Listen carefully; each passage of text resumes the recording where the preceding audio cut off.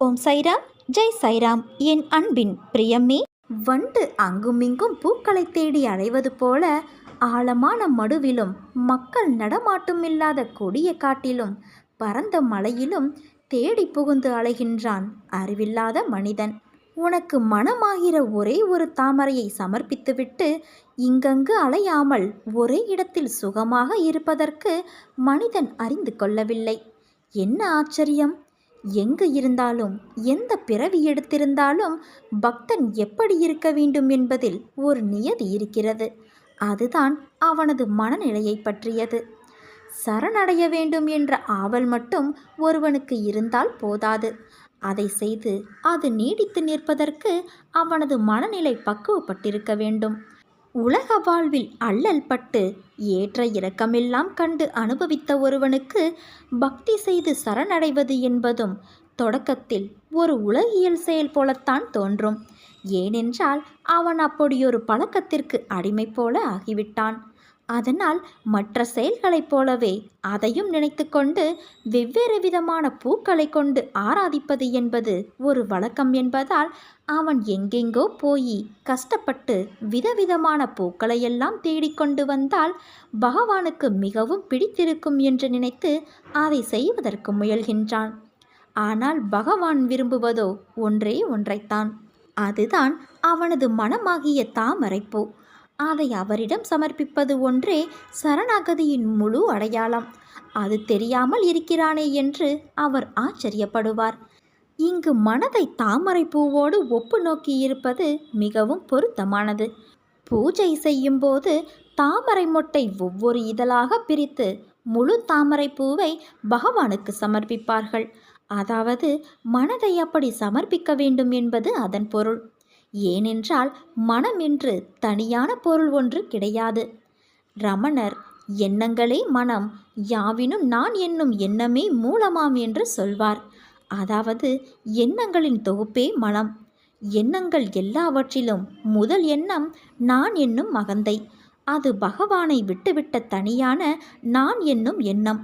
அதை பகவானிடம் சமர்ப்பித்தால் மற்ற எண்ணங்கள் எல்லாமும் அவரிடம் தஞ்சமான மாதிரிதான். எண்ணங்கள் எதுவுமே தனியாக வராது, அலை அலையாகத்தான் கிளம்பும். ஒவ்வொன்றும் தாமரையின் இதழ்கள் போல ஒன்றுக்கு ஒன்று தொடர்பு கொண்டவைத்தான். அவை அனைத்தையும் கோர்த்து வைத்திருப்பது அந்த முதல் எண்ணமான அகந்தை. அதை பகவானிடம் கொடுத்துவிட்டு நிம்மதியாக இருப்பதை விட்டு உலகில் உள்ள மற்ற பூக்களை தேடி பக்தன் ஏன் போக வேண்டும்? அதற்கு அவசியமில்லை. உன்னிடம் உள்ள தாமரையை கொடுத்துவிட்டு உள்ளதை உணர் என்று இங்கு உணர்த்தப்படுகிறது. என் அன்பு குழந்தையே, எது சத்தியம் என்று நீ என்னிடம் கேட்டால் நான் என்ன சொல்வேன் தெரியுமா? நீதான் என்பேன். ஏனென்றால் உனக்குள் நான் என்ற ஒன்றை பதியம் போட்டு வளர்த்து வந்திருக்கிறாயே, அந்த நானும் ஒரு சத்தியமே, சக்தியுமே. நீ இங்கே வீற்றிருப்பது சத்தியம் என்ற உண்மைதானே? இந்த உண்மையுடன் இணைந்து பயணிக்காமல் வேறெங்கோ இதை தேடி அலைவது எனக்கு வேடிக்கையாக இருக்கிறது. உன்னை மறந்து உனக்குள் இருக்கும் சத்தியத்தை நீ ஏன் வெளியே தேடுகின்றாய்? என்னுடைய கஜானாவின் சாவி இப்போது உன் கைகளில் உள்ளது. எது வேண்டுமோ எதுவாயினும் நான் உனக்கு அளிக்கின்றேன். நீ மனதார என்னை நோக்கி கேள். நீ எதை கேட்டாலும் அதை நான் நிச்சயம் உனக்கு கொடுப்பேன். ஏனென்றால் நான் இன்று நிறைந்த மனதுடன் புன்னகையுடன் இருக்கின்றேன். இப்பிறவியிலோ இனி உனக்கு நேரக்கூடிய பிறவிகளிலோ நான் உன்னை விட்டு பிரிய மாட்டேன். எப்பொழுதும் நான் உன்னுடனே இருக்க வேண்டும் என்று உன் சாயப்பா ஆசைப்படுகிறேன். நீ எப்படி இருந்தாலும் என்ன செய்தாலும் நான் உன்னுடனே உனக்கு துணையாக இருப்பேன். இது உன் சாய் தேவாவின் என் சத்திய வாக்கு தங்கமே. எனது அன்பு குழந்தையே, உனது முடிவில் நீ உறுதியாக இரு. மீதமுள்ள தீவினையின் காரணமாகவே இந்த உடல் உனக்கு கிடைத்துள்ளது. உடல் வாய்த்த காரணத்தால் கர்மா அதன் வேலையை செய்யாமல் இருக்காது. அந்த கர்மம் இன்ப வடிவம் கொண்டிருந்தாலும் துக்க வடிவம் கொண்டிருந்தாலும் பாதிக்கப்படாமல் இரு. கர்மா அப்படி செயல்படும் என்று அறிந்து பயமின்றி அவற்றை ஏற்றுக்கொள். வானமிடிந்து மேலே விழுந்தாலும் உன் நிலையில் நீ உறுதியாக இரு என் தங்கமே. தாங்கும் சக்தியை நான் கொடுக்கின்றேன். உனது முன்னும் பின்னும் நானே இரட்சணையாக இருப்பேன். மீதமுள்ள தீவினை அழியாவிடில் மீண்டும் மீண்டும் பிறக்க வேண்டியிருக்கும். இதை தவிர்க்க முடியாது. உனக்கு அந்த சக்தி எப்படி கிடைக்கும் என்ற சந்தேகமே வேண்டாம். என் நாமஸ்மரணையில் உள்ள சக்தி அத்தகையது. சுயநலமின்றி என்னை ஆராதித்து வந்தால், ஸ்மரணை செய்து வந்தால், ஜெபம் செய்து வந்தால் அப்படிப்பட்ட அனுபூதி உனக்கு நிச்சயமாக கிடைக்கும். என் ஆலயம் வா, என்னுடன் பேசு. உனக்கு என்ன வேண்டுமோ அதை நீயே எடுத்துச் செல். ஏனென்றால் எனது கஜானா நிரம்பியுள்ளது. அதன் சாவியையும் நான் உன்னிடமே ஒப்படைத்து விட்டேன். உனக்கு வேண்டியதை நீயே எடுத்துச் செல். கோடியில் ஒருவருக்கு மட்டுமே கிடைக்கக்கூடிய ராஜயோகம் இன்று உனக்கு அதிர்ஷ்டவசமாக கிடைத்துள்ளது. ஓம் முருகா என்று பதிவிடு. ராஜ வாழ்க்கையை நீ பெறப்போகிறாய் என் தங்கமே. உன் மனம் குளிரப் போகிறது. என் ஆசிர்வாதங்கள் உனக்கு முழுவதும் அதிவிரைவில் கிடைக்கப் போகிறது. அன்றைக்கு நீ அழுவாய், நான் கேட்டதையெல்லாம் தந்துவிட்டாயே என்ற மகிழ்ச்சியில். நமது சிறந்த செயல்பாடு என்பது எப்படிப்பட்ட சூழ்நிலையிலும் எந்த ஒரு விஷயத்திற்கும் எதிர்வினையாற்றாமல் இருப்பதாகும். யாரோ ஒருவரின் நிராகரிப்பு, ஓர் வார்த்தை, ஒரு கேலி, ஓர் விமர்சனம், ஓர் துரோகம்தான் பலரின் வெற்றிக்கு முதல் அடிப்படை காரணம். நீ உன் கருத்தில் ஒன்றுபட்டு இருந்தால் இந்த உலகமே எதிர்த்தாலும் உன்னை ஒன்றும் செய்ய முடியாது. அதே போல உன் கருத்தில் நீயே முரண்பட்டு இருந்தால் உலகமே உன்னை ஆதரித்தாலும் உன் வாழ்வில் நீ வெற்றி அடைய முடியாது. நீ அடைய நினைத்த இலக்கை அடையும் வரை கல் வந்தாலும் சொல் வந்தாலும் கலங்காமல் முன்னேறு. அனைத்திற்கும் பதில் சொல்லும் உன் வெற்றி. முன்னேறி செல்லும் போது காதுகளை மூடிக்கொள். இல்லையென்றால் உன் காதில் விழும் வார்த்தைகளாலேயே நீ வீழ்ந்து விடுவாய். எந்த பக்கம் பிடித்தாலும் மேல் நோக்கி எரியும் தீபம் போல எந்த நிலை வந்தாலும் ஒரே நிலையில் இரு. அது உன் மதிப்பை உயர்த்தும்.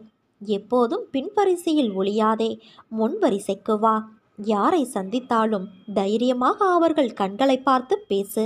அவர் எப்பேற்பட்ட பிரபலமாக இருந்தாலும் தலை கவிழ்ந்து தரையில் விரலால் கோலம் போடுவதெல்லாம் வேண்டாம்.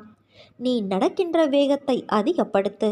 நடையில் தெரியும் அந்த சுறுசுறுப்பு, உற்சாகம் உன் செயல் வேகத்தையும் தானாக அதிகரிக்கும். எந்த கூட்டத்திலும் அடுத்தவர்கள் பேசட்டும் என்று காத்திருக்காதே. அங்கே கேட்கிற முதல் குரல் உன்னுடையதாக இருக்க வேண்டும். எந்த நேரமும் உதடுகளில் ஒரு புன்னகையை வைத்திரு. அது தருகிற தன்னம்பிக்கை வேறு எங்கேயும் கிடைக்காது. எப்போதும் எல்லோரிடமும் நேர்மறை வார்த்தைகளை பேசு. எதிர்மறை விஷயங்கள் மீது கவனம் செலுத்தாதே. பலம் என்ன, பலவீனம் என்ன என்பதை பட்டியலிட்டு உன் பலம் மீது நீ உன் கவனத்தை செலுத்து. உன் பெயரை நீ எப்போதும் யாரிடமும் தன்னம்பிக்கையாக கூறு. உன் பிறப்பின் உன்னதத்தை ஆழமாக உணர முடியும். விதைகள் என்றும் தன் வளர்ச்சிக்கு காரணங்களை தேடுவது கிடையாது. நாம் விதைக்கப்பட்டோம், எல்லா தடைகளையும் கடந்து மரமாக உருவெடுப்போம் என்று நினைப்பதுதான் அது வளர்ந்து நிற்க காரணம். அதே போல தன்னை போல இன்னொரு மரம் வளர அது வழி செய்யும். அதே போலத்தான் நீயும் வளர்வாய். விரக்தி, அகங்காரம், துக்கம், கோபம், குழப்பம், மன உளைச்சல் போன்றவைகளுக்கு அதிகம் இடம் கொடுக்காதே. புகழ்ச்சிகளும் அவமானங்களும் மாறி மாறி வரும் போகும். அவையாவும் உன் உள்ளத்தில் தங்கிவிடாதபடி பார்த்துக்கொள். முயற்சியும் நம்பிக்கையும் இல்லாமல் வாழ்க்கையை எதிர்கொள்வது மிக கடினம். உன் எதிர்காலத்தை பற்றி யோசிப்பதில் தவறு இல்லை. ஆனால் நீ அதையே சிந்தித்து கொண்டு தற்போதுள்ள சூழ்நிலையில் கவனமாக செயல்படாமல் நிலைமையை சிக்கலாக்கிக் கொள்கிறாய். வீணான கவலை எந்த விதத்திலும் பலன் தராது குழந்தையே. அதனால் எதற்கும் கலங்காதே. எல்லாம் நன்மைக்கே என்று எடுத்துக்கொள். என்னுடைய குழந்தைக்கு எது நன்மையோ அதை மட்டுமே நான் அளிப்பேன். கைகூட வேண்டிய செயல்கள் தாமதமானாலும் தப்பாமல் உனக்கு வேண்டிய நல்லது நிச்சயம் கிடைக்கும், நிச்சயம் நடக்கும். உனக்கு எல்லா சூழ்நிலைகளிலும் நான் துணை நிற்பேன். என் வார்த்தைகள் மீது நம்பிக்கை வைத்து செயல்படு. மீதியை நான் பார்த்து கொள்கிறேன். நீ என்னிடம் வந்த பிறகு கூட ஏன் வீணாக புலம்பிக் கொண்டு இருக்கிறாய்? எதுவானாலும் என் மேல் சுமத்திவிட்டு உன் வேலையை நீ பார். அதற்கு மேல் ஆக வேண்டியதை நான் பார்த்து கொள்கிறேன். என் அன்பு குழந்தையே, உனக்கு இப்போது வந்திருக்கும் சோதனைகள் நிரந்தரமில்லை. சோதனையை தோற்கடித்து போராடுவதற்கு சக்தியை நான் உனக்கு அளிப்பேன். நிச்சயம் உன் வாழ்வில் நீ ஜெயிக்கப் போகிறாய் குழந்தையே. நீயும் இப்போது துன்பத்தால், கவலை, கஷ்டத்தால், வாழ்வில் ஏற்பட்ட பிரச்சனையால், பலவித தடைகளால் சோர்ந்திருந்தாலும் கவலைப்படாதே. உன் பயணம் நிச்சயம் தொடரும். கைப்பொருளை இழந்து திண்டாட்டமா? வெற்றி பெற முயற்சித்து தோல்வியடைந்து உட்கார்ந்திருக்கிறாயா? சிரிப்பும் சந்தோஷமும் கிடைக்கும் என எதிர்பார்த்த வாழ்வில் அடியும் அழுகையுமாய் உள்ளதா? வீட்டை அழுக்காக்க பிள்ளை வரம் கேட்டு வெகு காலமாய் அழகான வீடும் அழுத முகமுமாக இருக்கிறாயா? பயப்படாதே, உன் பயணம் இத்தோடு முடிந்து விடுவதில்லை. இதோ நான் உனக்காக இருக்கின்றேன். நான் மீண்டும் உன் பயணத்தை தொடங்கி வைப்பேன். தைரியத்தோடு எழுந்திரு என் குழந்தையே. ஏன் என் மீது உனக்கு இவ்வளவு கோபம்? உன் உடம்பில் ஏற்பட்ட காயத்திற்கு வலியால் துடிக்கின்றாய். ஆனால் எனக்கு அதைவிட உன் மனவலிதான் பெரிதாக தெரிகிறது. அதனால் நான் சரி செய்ய அதிகம் கவனம் கொண்டுள்ளேன். உடம்பில் ஏற்பட்ட காயத்தை விட உன் மனதில் ஏற்பட்ட காயம் என்பது மலை போன்றதாய் இருக்கிறது. மற்றவர்களது வார்த்தைகள் உன் மனதில் வடுவாய் தேங்கி நிற்கிறது. அதை நான் சரி செய்கின்றேன்.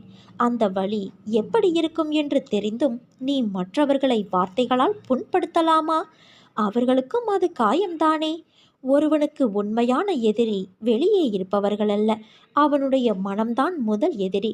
உனக்கு ஒரு நிகழ்வுகள் நடந்தால் அதை மிக பெரிதாக சித்தரிப்பதும் உன் மனம்தான். அதை சிறியதாக சித்தரிப்பதும் உன் மனம்தான். உன் பகைவன் கூட எண்ணாத எண்ணங்களை உன் மனம் எண்ணமிடும். உன் மனம் என்பது அது அப்படி நடந்துவிடுமோ இப்படி நடந்துவிடுமோ என்று ஒரு கற்பனை பயத்தை உணர வைத்துவிடும்.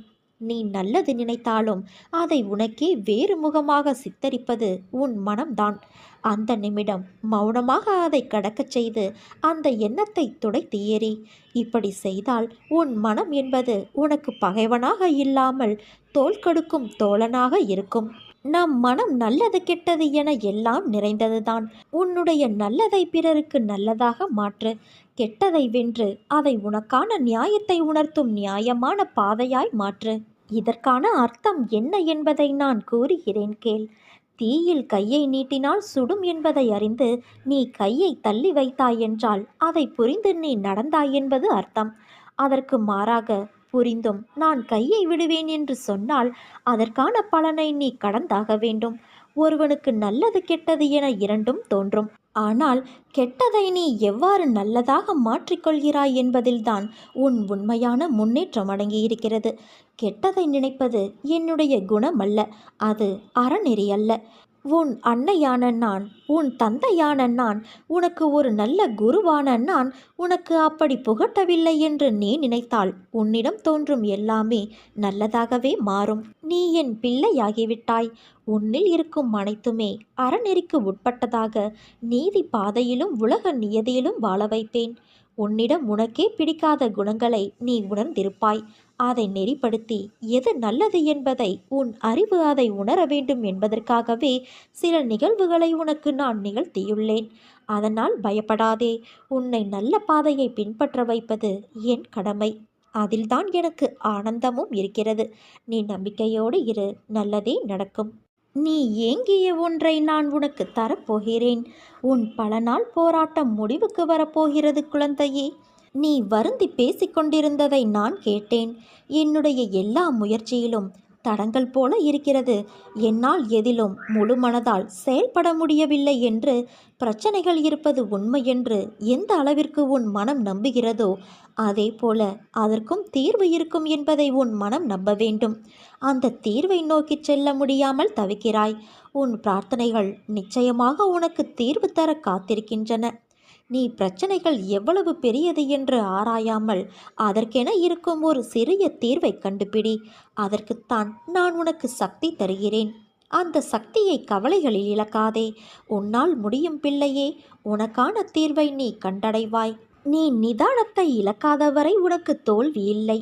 உலகில் உள்ள ஒவ்வொரு மனிதனுக்கும் தனித்தோர் ஆற்றல் உண்டு. அதனால் உனக்கும் ஒரு ஆற்றல் உண்டு. அதை வாழ்வின் முன்னேற்ற பாதையில் பயன்படுத்தி பயணித்தால் அது நல்ல விளைவை தருகின்ற நிலைக்கு உன்னை கொண்டு போய் சேர்க்கும் என்பது நிதர்சனம். உன்னிடம் உள்ள ஆற்றலை நீ குறைத்து மதிப்பிடாதே. என்னால் இது முடியுமா என்று எடுத்த எடுப்பிலேயே எதை கண்டும் அச்சம் கொள்ளாதே. உன் உணர்வுகள், எண்ணங்கள், பேச்சுக்கள் எல்லாம் எத்தகைய நிகழ்வை சுற்றி விரும்பியோ வெறுத்தோ தீவிர வட்டமிடுகிறதோ அதுவே நடக்கும். அதனால் உனக்கு வேண்டியதை பற்றி மட்டுமே தீவிர உணர்வோடு சிந்தித்தும் பேசியும் விரும்பியும் இரு. நீ நினைத்தது விரைந்து நிறைவேற வேண்டுமானால் தோல்விக்கு அஞ்சு முடங்கி கிடப்பது நல்ல வாழ்க்கையை தராது. தோற்றாலும் ஓட்டப்பந்தயத்தில் ஓடுபவன்தான் வெளியில் நின்று விமர்சிப்பவனை விட மேலானவன். ஒரு செயலை செய்ய முடியாதவர்கள் அவர்களால் முடியாததை உன்னாலும் செய்ய முடியாது என்று சொல்வார்கள். சொல்பவர்கள் சொல்லட்டும். அவர்களிடம் நீ காது கேட்காதவராக இருப்பதே சில நேரங்களில் பொருத்தமானது. நீ உன் வழியில் சென்று கொண்டே இரு. நிச்சயம் வெற்றி உனக்கே. கவலை கொள்ளாதே குழந்தையே, இந்நிலை கூடிய விரைவில் மாறும். நீ எல்லா செல்வ வளங்களையும் பெற்று மகிழ்ச்சியான வாழ்க்கையை வாழ்வாய். இனி உன் வாழ்க்கை ஒளிமயமாக மாறும். கலங்காதே, நான் இருக்கிறேன். நிழலாக இனி என்றும் இருப்பேன். உன்னுடைய உழைப்பு என்றுமே வீணாகாது. இடையில் வரும் சிறு சிறு தடைகள் உன்னை மெருகேற்றுவதற்காக வருகின்றன. புதிய உத்திகளை கண்டறி. கண்டிப்பாக நீ வெற்றி பெறுவாய். உனக்கு துணையாக நான் இருப்பேன். சதா என்னை நினைத்து கொண்டிரு. நான் நடத்துகிறேன் என திடமாக நம்பு. எனக்கு நானாகவே செய்கிறேன் என்ற பாவனையை உன்னுள் வளர விடாதே. கஷ்ட நஷ்டங்கள் என்பது வாழ்வின் ஒரு பகுதிதான் என்பதை தீர்க்கமாக புரிந்து கொள். அதுவே வாழ்க்கை கிடையாது. நீ விரும்பும் லட்சியத்தில் வெற்றி கிடைக்கும் வரை ஓயக்கூடாது என்ற உறுதி நெஞ்சில் நிலைத்திருக்க வேண்டும். அப்போதுதான் உன்னால் சுடர்விட்டு பிரகாசிக்க முடியும்.